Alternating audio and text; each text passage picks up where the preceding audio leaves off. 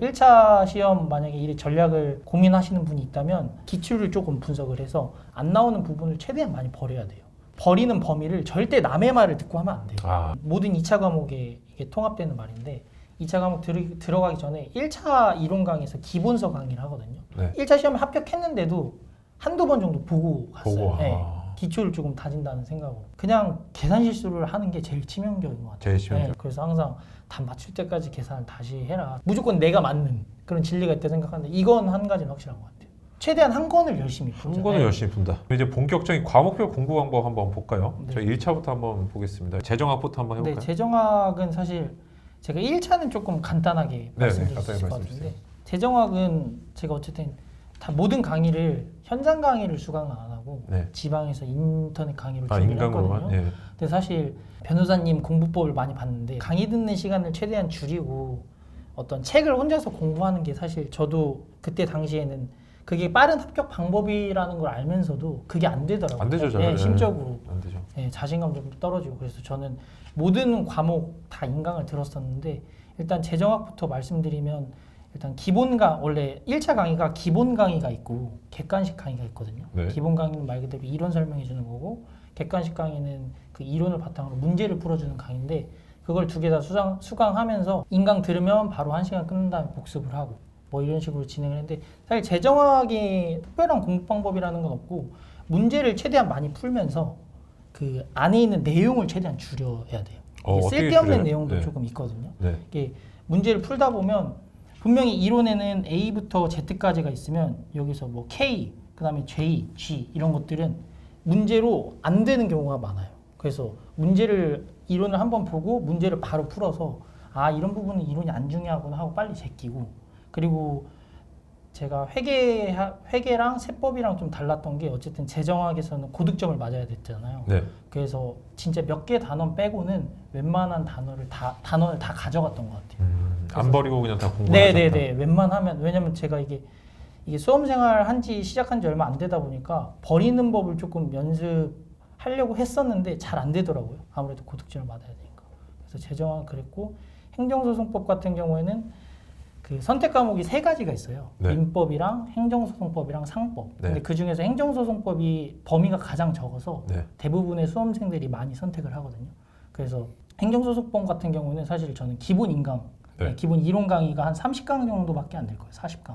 그래서 이거 이론 듣고 혼자 이론 보면서 문제 풀고 이론 보면서 문제 풀고 하면 사실 금방 고득점을 맞아요. 근데 여기서 중요한 게 행정소송법은 법 조문이 적다 보니까 요약 노트 같은 게 있거든요. 아마 강사님별로 그거를 들고 다니면서 수시로 봤어요. 앉아서 본다기보다. 왜냐면 양이 적다 보니까 그 앉아서 공부하는 건 이제 집중해서 해야 될 공부를 많이 했고 그 다음에 그 요약집 같은 걸 들고 다니면서 화장실 갈 때 뭐 이동 시간에 그 법 조문을 많이 봤어요. 어떻게 보면 OX 문제처럼 나오거든요. 단어 하나만 바꿔서.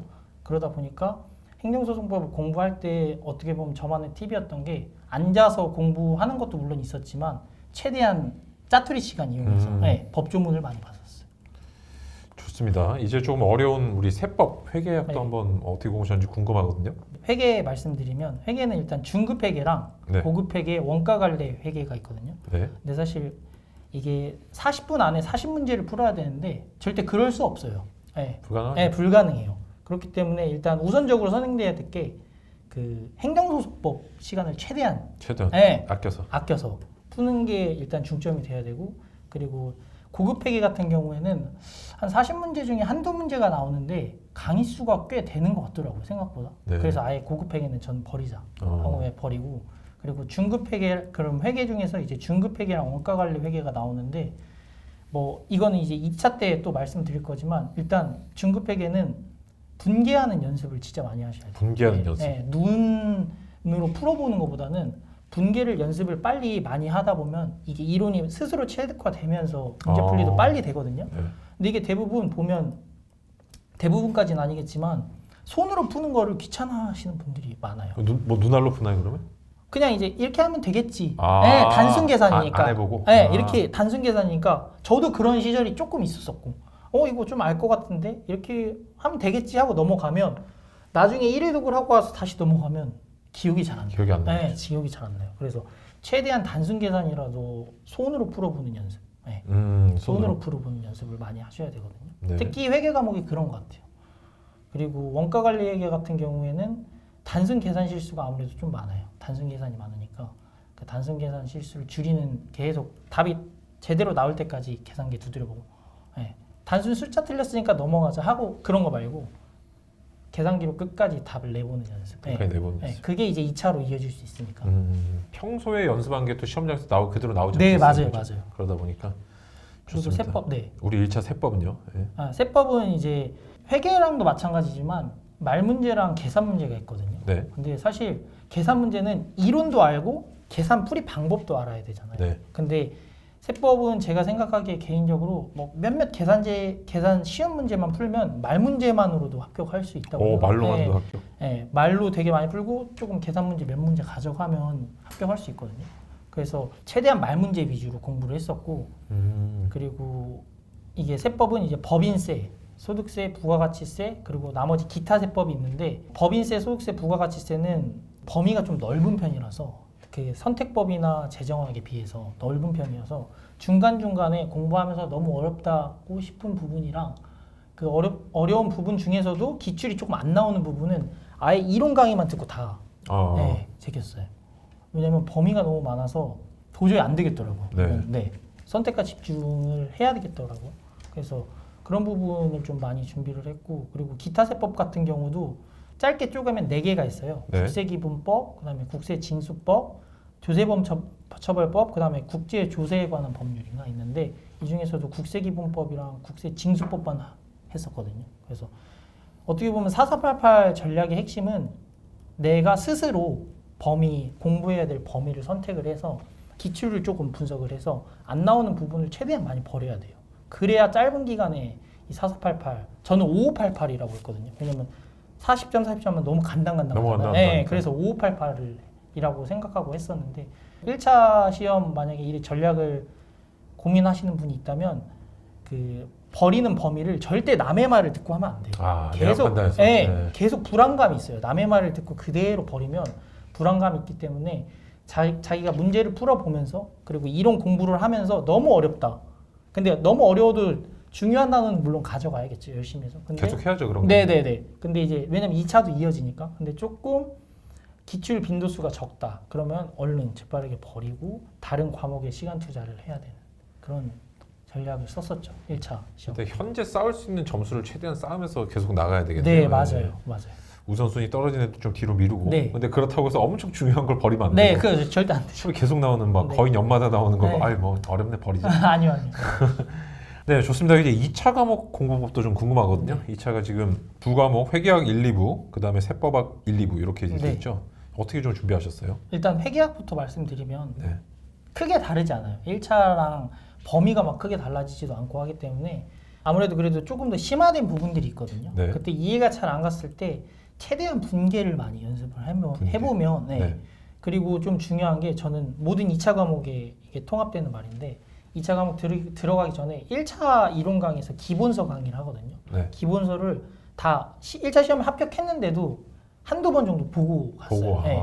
기초를 조금 다진다는 생각으로 4488 전략을 썼으니까. 야, 이게 이런 게 포인트 차이가 나는 것 같아요. 예를 들어서 아까 그러셨잖아요. 4488에 대해서 반대하는 사람들도 있다. 네. 이게 2차 치는 건데 이딴 식으로 하면 어떻게 하냐 이런 식인데 그거를 이렇게 보충을 하셨네요. 딱. 네, 전 무조건 할 그래서. 생각으로 4488 근데 전략을 이게 했었죠. 역시 뭔가 다르시네요. 요즘 보다 보면 전반적인 풍토도 좀 그런데 네. 강사님이 풀어주시는 걸로 대리만족하시는 분들이 굉장히 많으시고 이게 저 나도 할 수 있어 이렇게. 네, 눈으로 근데 보는 실제 해본 거 다르다는 거네요. 거죠. 네, 맞아요. 해야 또 실력이 늘고. 네. 이게 볼 때는 막상 이해를 되는데 혼자 복습을 할 때 보면 이해가 안 돼요. 네. 강사님이 했을 때는 이해가 되는데 맞아요. 제가 했을 때는 이제 이해가 안 되는 거죠. 그래서 이제 직접 해보라고 말씀드립니다. 좋습니다. 일단 회계학은 이제 1차 크게 뭐 범위가 달라지지 않고 그런데 마찬가지로 분계를 좀 많이 해보면 네, 좋겠다. 분기를 많이 해보고 그리고 아까 1차 이어서 말씀드렸던 게 답을 맞출 때까지 다시 계산해보는 연습을 맞출 해요. 때까지. 두 번째 2차 시험 때 계산 실수를 한 게 조금 있었거든요. 네네. 근데 그게 아무래도 이 답을 맞출 때까지 계산을 더 많이 했었어야 되나 봐요. 이게 실전에 가니까 더 급하고 맞아요. 마음이 네. 촉박해지죠. 촉박해지다 보니까 진짜 단순 계산 실수를 몇 개 한 것 같더라고요. 그래서 제가 이걸 계속 말씀드리고 그리고 회계 1부 마지막으로는 이제 하다 보면 시험 막판에 가면 이해가 안 가는 주제들이 있어요. 네. 네, 저는 법인세 회계라는 주제랑 현금 흐름표라는 주제는 원리를 이해를 못했어요. 근데 그 강사분들이 계산 문제풀이 이렇게 뭐라고 해야 될까요? 방법들이 있거든요. 네. 문제풀이 공식들이 어떻게 보면 그것들을 저는 그냥 외워서 숫자를 대입해서라도 풀었어요.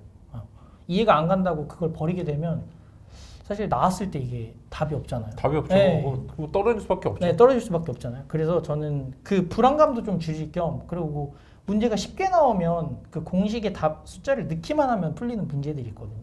그래서 이해가 안 가는 주제가 있더라도 절대 포기하지 말고 그 계산 풀이 공식이라도 외워서 시험장 가서 꼭 풀어야 된다고. 네, 그 세 가지 말씀드리고 싶습니다. 요 회계학 그 2차에서는 이제 재무회계, 원가회계, 세무회계 이런 또 세부의 파트들인데 이 부분에 대해서 조금씩 해주실 말씀 없으신가요? 예. 재무회계랑 그 원가관리회계 이게 두 가지인데 네. 그냥 계산 실수를 하는 게 제일 치명적인 것 같아요. 제일 치명적이다. 네, 제일 치명적인 것 같아요. 이게 시간은 시간대로 다 투자를 하면서 타격이 큰 게 제가 가치점을 안 해보려고 했는데 어쩔 수 없이 이게 사람 심리가 하게 하게 되더라고요. 돼요. 근데 계산 실수한 걸 봤을 때 그 아. 멘탈이 와 진짜 그게 한이 됐나 봐요. 그래서 항상 답 맞출 때까지 계산을 다시 해라. 이게 제일 중요한 핵심이라고 생각하셔야 될 것 같아요. 네. 알겠습니다. 그러면은 회계학 2부 세무회계는 네, 좀 어떻게, 세무회계. 어떻게 하셨어요? 세무회계는 제가 하다 보니까 이번 점수도 잘 나왔고 자신감이 좀 있었어요. 아. 왜냐면 이 양이 많긴 한데 어쨌든 풀이가 조금 제가 느끼기에는 회계 1부보다는 조금 더 양이 많아서 그렇지 난이도가 그렇게 어렵다고는 못 느꼈거든요. 네. 난이도보다는 양이 좀 많다. 네, 양이 좀 많아. 사실 그게 어려운 거긴 한데. 네네. 네, 그래서 일단 제가 생각하는 첫 번째 말씀드리면 어쨌든 회계학 2부도 1부처럼 계산 문제를 푸는 거예요. 네네. 근데 다른 분들은 어떻게 하실지 모르겠지만 저는 여기서 이론이 좀 중요하다고 생각하거든요. 그러니까 제가 문제를 풀다 느낀 게 뭐냐면 이게 문제가 양이 많잖아요. 문제 풀이 속도가 느려지는 거는 내가 계산을 느리게 해서 그런 거 같진 않아요. 뭐냐면 이론이 바로바로 안 떠오르니까, 예, 이게 세율이 몇 %지? 이게 공제 대상인가 아닌가? 이걸 고민하다가 계산이 늦어지는 거예요. 그리고 그걸 고민하다 보면 시험 출제자분께서 파놓은 함정에 금방 빠지는 거예요. 예, 먼저 떠올리고 가는 게 아니라 문제를 보고 이제 막 떠올리기 시작하니까 시간이 줄어서. 그래서 제일 중요한 게 이제 강사분들이 그 만들어주신 서브 노트 같이 이론 요약서 같은 게 있거든요. 그걸 주기적으로 한 번씩 예, 꼭 정독하듯이 봐줘야 돼요. 알겠습니다. 이론. 네. 그리고 두 번째는 그 강사분들이 문제풀이 하는 방식들이 있어요. 네. 강사분들이 다 다르거든요. 네. 어쨌든 내가 선택한 강사를 무조건 믿어야 돼요. 네. 다른 뭔가 문제풀이 방식이 더 좋아 보이는데 하면서 바꾸면 이제 막 혼동이 되면서 흔들리기 시작한다고 생각해요. 그래서 강사분들이 문제풀이 그 공식 같은 거를 활용을 해서 항상 그 공식대로 풀면 속도가 점점 빨라지는 게 체감이 돼요. 이게 몸에 이제 익숙해지면서. 네, 맞아요. 네. 처음에는 되게 오래 걸리죠. 그러다 보니까 되게 많이 푸셔야 돼요. 그 한 교재를.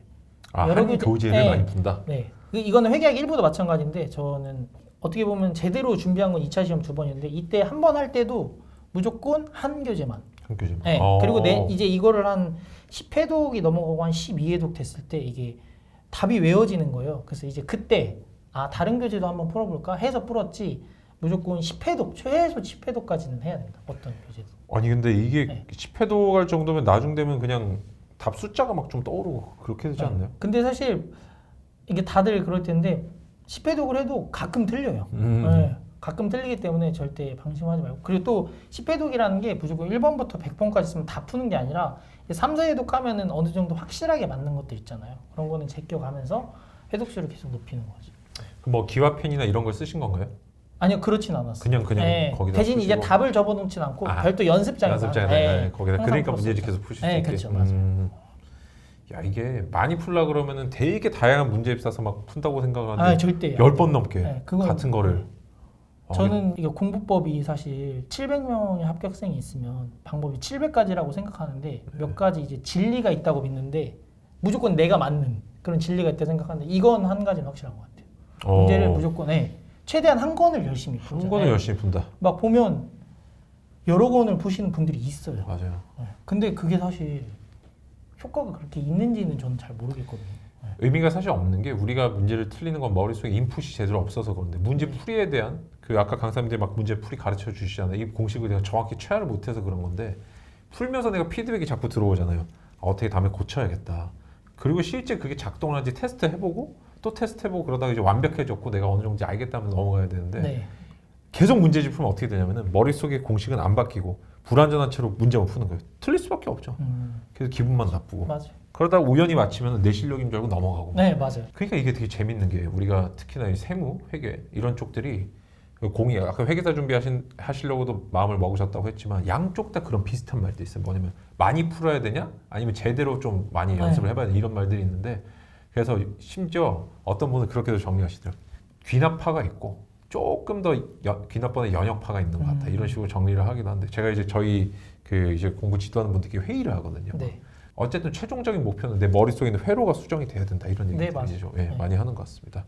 좋아요. 그리고 뭐 두 가지 더 말씀드릴게요. 네네 좋습니다. 세 번째는 그 제가 강사분들이 문제를 풀 때 그거를 보기만 하는 게 아니라 그대로 연습장에 베껴서 네. 적었어요. 왜냐면 이게 양이 좀 많고 어쨌든 2차 과목은 조금 더 심도 있게 나가거든요. 네. 근데 이게 막상 제가 문제를 딱 보고 풀려고 하니까 초반에는 그냥 그런 걸 적지 않고 풀려고 하니까 안 풀리는 거예요. 그래서 어떻게 보면 필사하는 것처럼 책 필사하는 것처럼 그 강사분들 문제 푼 거를 제가 풀 때 모르겠으면 그대로 보면서 이렇게 똑같이 따라 적으면서 이해를 했던 것 같아요. 나중에 그 본인만의 풀이법이 생기셨어요? 아니면 어떠셨어요? 약간 이제 변형이 돼서 변형이 되죠. 제 나름대로 빨리빨리 풀려고 변형이 돼서 생기긴 했죠. 근데 이제 기초가 없을 때는 조금 강사분들 그 문제 풀이를 그대로 따라 하려고 많이 했던 것 같아요. 이게 또 되게 중요해. 교육학에도 이게 그 있어요. 템플릿 이론이라 그래가지고 내가 뭔가 방법을 잘 모를 때는 네. 다른 잘하는 사람의 전형적인 방법을 흡수를 해서 나중에 그거를 변형시켜 나가는 게 훨씬 좋다. 네. 이런 얘기인데 그것도 똑같이 이런 특히나 계산 과목에 많이 좀 적용이 네, 되는 맞아요. 것 같습니다. 네, 그리고 또 다른 얘기 하나 더. 네, 마지막인 게 또 똑같아요. 회계학 1부 때 강조했던 게 이제 단순 계산하는 것들이 있거든요. 네. 근데 절대 그거 넘어가시면 안 돼요. 어. 제가 여기서 이제 결정적으로 실수를 했었는데 그것 네. 때문에 떨어진 건 아니었지만 네. 그 이제 뭐 준비하시는 분은 나중에 알겠지만 뭐 근로소득공제, 연금소득공제라는 게 있어요. 그건 네. 이제 문제에 보면 표가 그냥 주어지고 제가 나온 거를 그대로 넣기만 하면 답이 나오는 게 있는데 네. 제가 그거를 자주 안 했던 것 같아요. 근데 이 실제로- 정도 하면서 넘어가시죠. 네, 어차피 그냥 산수니까. 음. 네. 근데 제가 틀렸어요. 이차에. 그게 아직도 남아 있어요. 네. 천추의 아니시겠는데 네, 진짜. 네. 그게 아깝게 떨어졌을 때 그때예요?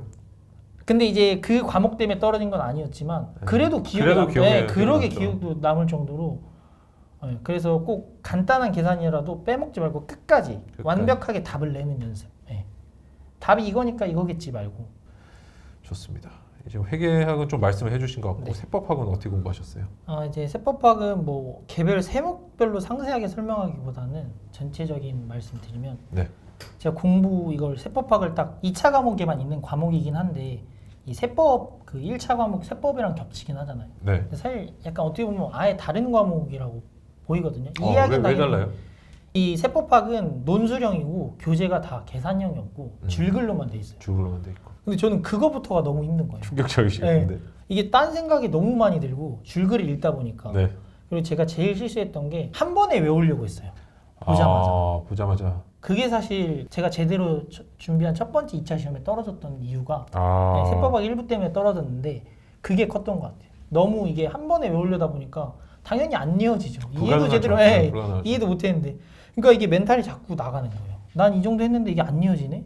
안 이어지네? 하면서 약간 공부 이렇게 조금 짧은 슬럼프 같은 것도 오고 이게 너무 줄글이 잡생각도 너무 많이 들고 멘탈이 자꾸 나가니까 그래서 처음 읽을 때 무조건 암기하려고 하지 마시고 1회독에서 한 3회독 할 때는 이해한다는 마음가짐으로 또 외우실 거면 키워드 정도만 저는 그때 이제 제일 실수했던 게 그 조사나 어미 같은 것도 외우려고 잘 몰라서 잘 모르시니까? 잘 모르니까 그래서 그걸 하려고 했는데 그게 당연히 안 되죠. 키워드도 못 외웠는데 불가능하죠. 그게 사실 제일 큰 실수였는데 처음 읽을 때 항상 부담 갖지 말고라는 표현 좀 이상하지만 어쨌든 이해 중심으로 키워드를 잘 보면서 이해한다고 생각하고 읽어야 되고 그리고 세법학 1, 2부 통틀어서 제일 중요하다고 생각하는 게 자꾸 넣기만 해요.